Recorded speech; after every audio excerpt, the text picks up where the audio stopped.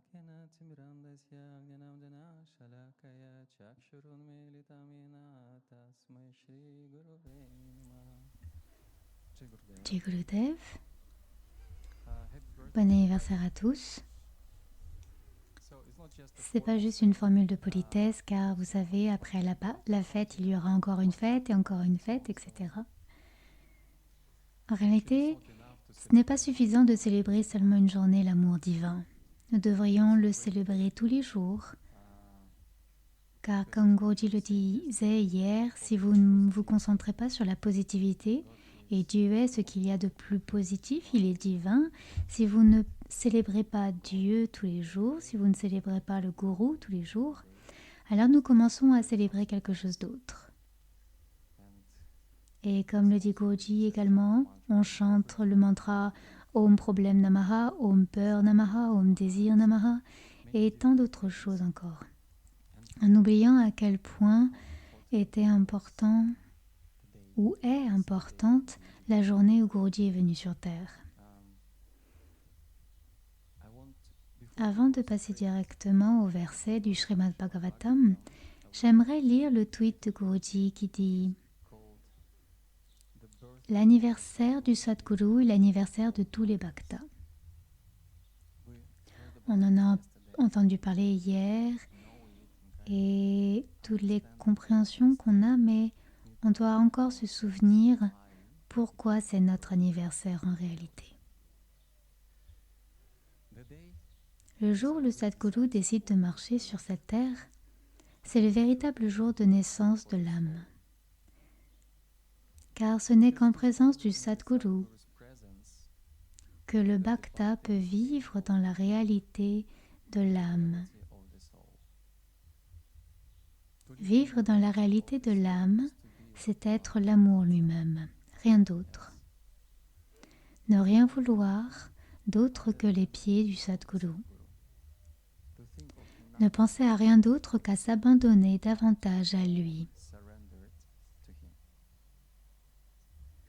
Essayez de se rapprocher de son cœur à chaque instant pour que l'éternité puisse être vécue à ses pieds sans un seul instant de séparation.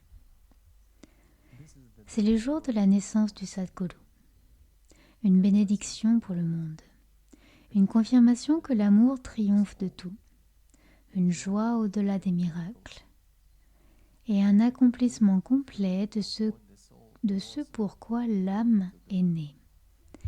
Aimer, tout simplement. L'illumination, c'est cela, vivre dans l'amour à tout moment. L'anniversaire, le jour de l'aspiration, le Janmotsav du Sadguru est le jour où tous les bhaktas devraient se réjouir, car leurs prières et leurs pénitences ont été exaucées. Des vies entières de préparation ont abouti à ce moment unique. Être face à face avec le Maître et voir dans ses yeux la relation éternelle d'amour. En ce jour propice à l'amour le plus doux, souvenez-vous de ce qui est réel dans votre vie, ce qui est éternel, ce qui est indestructible. Souvenez-vous du Sadguru qui est l'amour lui-même et qui ne cesse de rappeler à tous l'amour de Dieu et le véritable but de la vie qui est d'atteindre les pieds de lotus de Sri Hari. Nous devons donc graver cela dans la pierre, dans notre chitta, nous souvenir que c'est là notre véritable anniversaire. Et le Srimad Bhagavatam explique que notre anniversaire physique ne suffit pas. Oui, nous avons tous des anniversaires, nous avons tous des jours spéciaux, nous attendons à ce que quelque chose de très spécial se produise, nous consultons nos horoscopes, nous vérifions la date et l'heure de notre naissance, et nous pouvons également apporter beaucoup de punya issus de nos vies passées. Nous pouvons être bons dans ceci ou cela, mais si cela n'est pas mis au service de Guru et de Dieu, cela ne signifie rien. Et c'est ce que dit le Srimad Bhagavatam dans le canto 4, chapitre 31, verset 10.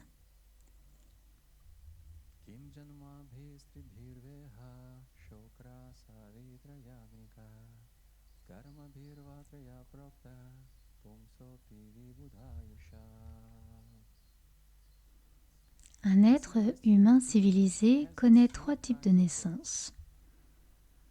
La première naissance est celle issue d'un père et d'une mère pure. Cette naissance est appelée la naissance par la semence.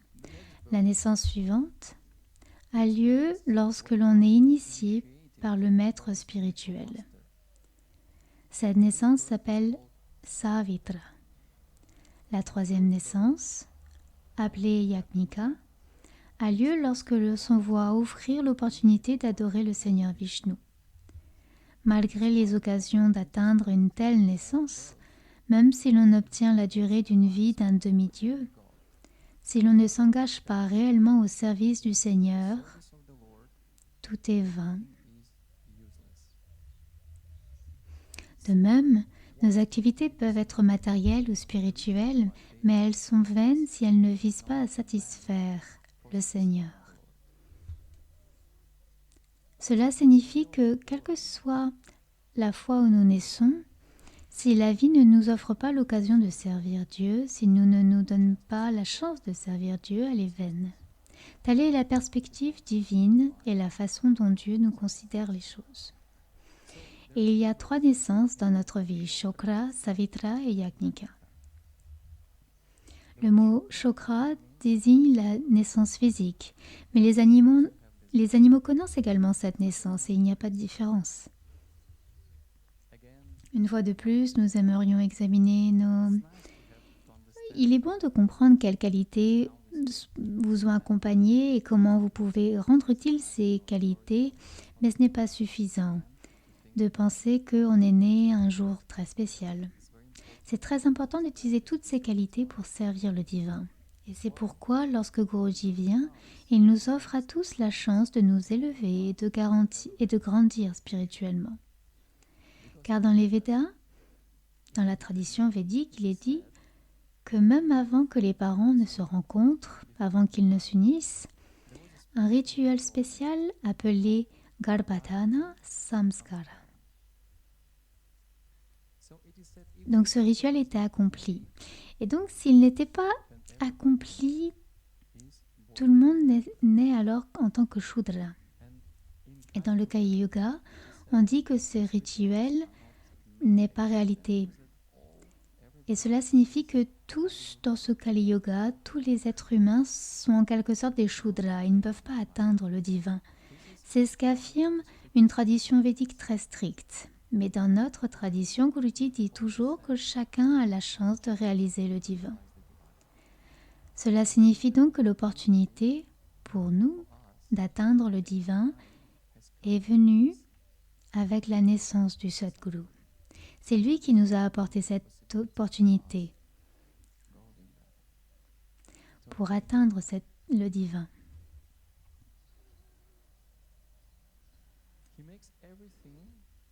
Il rend tout cela accessible et possible. Et donc la deuxième naissance s'appelle Savitra. Cela veut dire lorsque la personne est initiée et bénie par le gourou.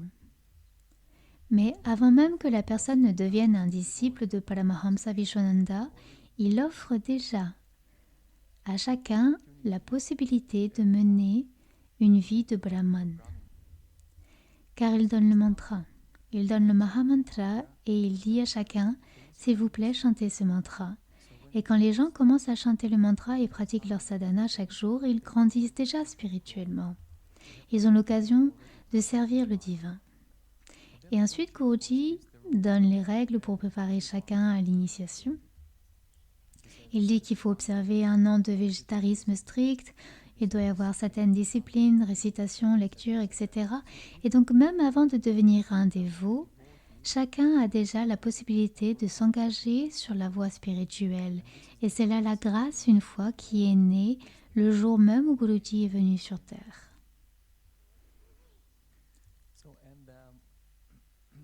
Lorsque la personne est initiée, ou même avant, chacun peut apprendre les rituels. On dit que la 3e naissance s'appelle Yagnika. Lorsque la personne est prête à adorer le Seigneur Vishnu. Vous savez donc qu'il est possible d'apprendre les rituels à Bhakti Marga. Il n'y a pas besoin d'être dévot. Bien sûr, il y a certaines règles, mais même avant l'initiation en tant que dévot, vous pouvez apprendre à accomplir les pujas. Vous pouvez apprendre à accomplir les rituels. Et encore une fois, c'est l'amour et la grâce de Guruji qui est donné à chacun. Car il voit en chacun de nous le potentiel d'être réalisé. Et c'est ce que fait le gourou. Il ne nous voit pas tels que nous sommes actuellement. Il voit ce que nous pouvons devenir. Et c'est pourquoi à tout moment, il s'efforce de donner autant que possible, de se donner lui-même, de tout donner chaque jour à tous ceux qui le souhaitent. Et donc il y a un beau dicton, tout comme le bronze, lorsqu'il est mélangé au mercure, se transforme en or, une personne, même si elle n'est pas d'or ni pure, peut se transformer en brahmana ou en vijja, simplement par le processus d'initiation. Tôt ou tard, une personne qui vient rencontrer le gourou, c'est mon opinion personnelle, quiconque vient faire la connaissance de Guruji, apprend à le connaître, établit un lien avec lui. Et lorsque je m'adresse personnellement à quelqu'un, je dis, si vous faites la connaissance de Paramahamsa Vishwananda, c'est qu'il vous a appelé. Il vous aide à venir et à devenir son dévot. Car pour réaliser le but suprême de la vie, pour réaliser Dieu lui-même, nous devons devenir des disciples, des dévots. Car le gourou vient seulement dans ce but, pour nous aider tous sur ce chemin. Il est dit que peu importe où nous sommes nés, et quelle est notre profession, quelle est notre activité dans la vie, tout le monde peut réaliser Dieu. Et c'est pourquoi la chance de le réaliser est la plus élevée. Comme une manifestation, non seulement dans notre vie, mais dans bon nombre de nos vies. Car ce n'est pas souvent que Guruji soit sur terre avec nous également. Et c'est pourquoi cette vie est très spéciale à cette époque où il est parmi nous. Et en fait, c'est la plus belle chose qui puisse arriver dans toute la création de l'univers. Quand le Sadguru vient sur terre, c'est pourquoi nous devons apprécier et comprendre que la naissance du Guru, c'est notre anniversaire. Mais même en sachant tout cela, il nous reste encore quelque chose de notre côté. Nous aimons encore analyser et penser, oui, d'accord, je comprends, mais pas pleinement, et nous avons encore certains désirs. Surtout, nous attendons un peu d'attention de la part du gourou le jour de notre anniversaire. Quelque chose de spécial, car nous pensons que on garde notre identité. Et je voudrais raconter une histoire très amusante, je trouve, une histoire privée, personnelle. Il y a quelques années de cela, Guruji célébrait son anniversaire. Il y avait une fête le lendemain. Il y avait un tour en bateau, peut-être que certains d'entre vous se souviennent, il y avait environ 1000 personnes qui se déchaînaient sur un bateau. Et donc, tout le monde était déchaîné. Et pourtant, il n'y avait pas d'alcool ni rien, mais tout le monde était super aux anges, et à danser, à crier. Et c'était un choc, non? C'était sur le Rhin. Et je me disais, waouh, c'est incroyable. Parce que c'est un peu pourquoi je raconte cette histoire. Mon anniversaire est le 4. Et je me disais, waouh, je ne peux pas fêter mon anniversaire avec Guruji. Genre, wow, c'est cool, c'est incroyable. Un peu comme aujourd'hui. Donc, c'est l'anniversaire le 14. Et c'est pourquoi Swami Keshavai m'a demandé de prendre la parole. Merci. Il y a quelques années, c'était le soir, Guruji donnait le mantra de bénédiction. Et il y a, c'est ton anniversaire, alors tu dois parler. Oui, Guruji, mais je devrais me préparer. Il dit, mais non, tu peux parler juste ainsi. Tu es un Swami, tu n'as pas besoin de préparer, tu devrais être prêt à parler. J'ai dit, d'accord. Donc chaque fois que quelqu'un me donne À parler, je me rappelle qu'en fait, il faut toujours être prêt à parler. Of course, but should. On devrait. That's why when Swami Et c'est pourquoi Swami Keshava, il y a quelques jours, m'a dit « Ah, Swami Sharada, est-ce que tu aimerais parler dimanche ?» on Sunday, Je n'ai pas pu dire non, donc j'ai dit oui, bien sûr. so I said, of course. Mon cher Swami Keshava, je parlerai. Ça ne veut pas dire que je suis prêt, mais je vais essayer de me préparer. Immédiatement, l'histoire de ce bateau m'est revenue à l'esprit. Donc, nous tous, peu importe, comme le Tekoloji, peu importe la couleur de nos vêtements, nous attendons toujours un peu plus d'attention de sa part. Soyons honnêtes. C'est vrai. Et c'est normal, c'est ok, c'est pas grave. Appelons cela de l'aspiration. Voyons cela de manière positive. Ce n'est pas un désir, ce n'est pas parce que je me sens spéciale, c'est juste un peu d'attention. Un petit peu de la part de celui que l'on aime. Et donc c'était un arrangement parfait, la date en elle-même. Je suis née dans un petit endroit, une ville au bord d'une rivière. Et c'est comme une balade sur la rivière. Je me suis dit, je retourne dans mon enfance. J'avais fêté certains anniversaires avec des gros gâteaux, etc. Et donc, bien sûr, qu'est-ce qu'un anniversaire? C'est une table pleine de nourriture. Guruji m'a offert une sorte de cadeau également, peut-être pour que je me sente... Vous voyez, j'avais toutes ces grandes attentes. Et donc... on est venu, tout était incroyable, super bien arrangé, mais la table où j'étais censée m'asseoir était loin de celle de Guruji. Et je le voyais à peine. Je me disais, allez les mecs, c'est mon anniversaire. Pourquoi est-ce que je suis assise si loin de lui? C'était la première des petites déceptions qui a commencé à apparaître. Première vague de déception. Et ensuite, je me dis, ok, pas de problème, tout va bien. C'est juste pour... Donc ensuite, on a commencé à danser, on a fait la fête. Et c'est là où je vais me lâcher avec Guruji, genre, je serai juste à côté de lui. Mais au moment où il s'est levé, des centaines de Mataji l'ont immédiatement entouré. On ne peut pas s'approcher de lui pour plein de raisons. Si c'était une foule de Prabhu, j'aurais pu utiliser mes techniques de lutte pour m'approcher avec plaisir.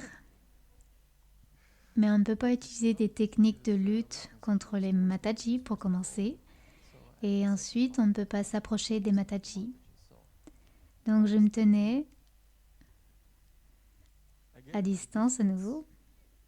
Et je regardais Guruji se déchaîner, tout le monde se déchaînait, mais pas moi.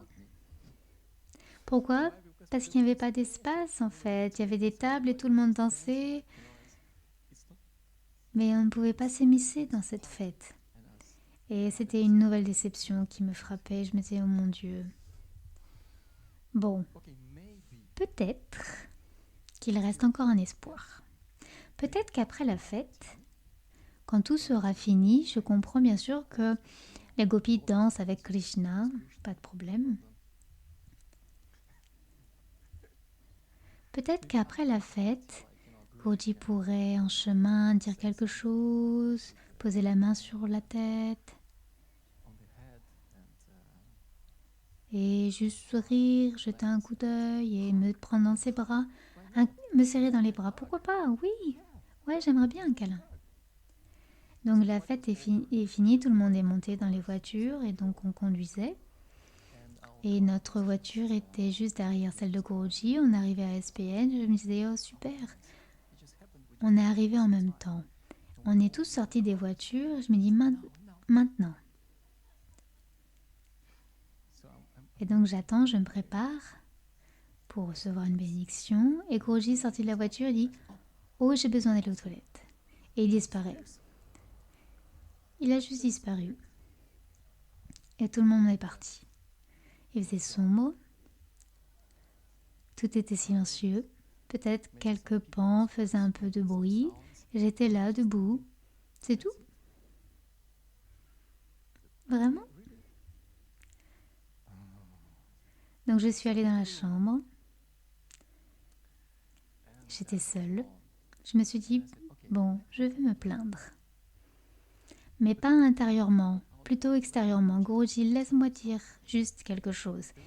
Il n'y avait pas de négativité, mais je voulais jouer ce rôle, vous voyez, ce genre humain, ce genre de choses humaines qu'on garde tous en nous. Et je me disais, bon, je ne vais pas me contenter d'être comme un homme, sans partager ses émotions. Non, je vais jouer un autre rôle. Laisse-moi te parler et te dire ce qui ne m'a pas plu aujourd'hui, en fait. Et je marchais dans la pièce, je dis Guruji, Guruji, ta ta ta ta ta ta. Guruji, tu aurais pu. Donc ce n'est pas de la négativité. Négativité, c'était ok, mais disons, c'était amusant en quelque sorte, mais maîtrisé. Ce n'est pas hystérique ou quoi que ce soit, mais c'était un jeu sympa. Parfois, on se sent un petit peu comme des enfants, non? Un peu vexés, et on a envie de se plaindre. Alors j'ai tout raconté, j'ai dit, au moins juste un câlin. Et je suis allée me coucher. Le lendemain matin, j'allais bien, bien sûr. Bien sûr, nous sommes des dévots, nous comprenons que la naissance du Guru, c'est notre naissance. Nous savons tout, mais nous pouvons quand même ressentir les choses différemment. On peut encore vivre différemment. Et donc le lendemain matin, j'étais sur le point de partir à l'aéroport et j'étais dehors avec mes bagages. Et Guruji est sorti du bungalow, tenue décontractée, en direction de la chambre de Prabhu et m'a dit « Jai Gurudev, Guruji, je suis fatiguée, il dit. » Puis il m'a pris dans ses bras, il m'a dit quelques mots gentils et réconfortants. J'étais bouleversée du genre « Oh, j'ai compris, j'ai compris. » Et il dit au revoir. Et il est parti. Et l'espace d'un instant, j'étais heureux parce que j'avais obtenu ce que je voulais. Et bien sûr, la moindre attention de Guruji, le moindre sourire, la moindre question, ça nous rend immédiatement heureux. Mais d'un autre côté, je me disais, eh bien, tu as entendu ce qu'il a dit, il est fatigué. Pourquoi ? Sachant tout cela, est-ce que je continue encore à demander quelque chose ? Pourquoi ai-je encore l'impression qu'il me manque quelque chose ? S'il s'est incarné pour répondre à nos prières, comme il l'a dit dans son tweet, que son incarnation, sa venue, sa naissance est le résultat de toutes nos prières. Et c'est le plus beau cadeau que l'on puisse recevoir pour un anniversaire, pour n'importe quel jour de notre vie. Être en sa présence, dans cette vie et le servir. Et nous devons nous le rappeler. C'est ce qu'il y a de plus important dans notre vie. Jai Gurudev.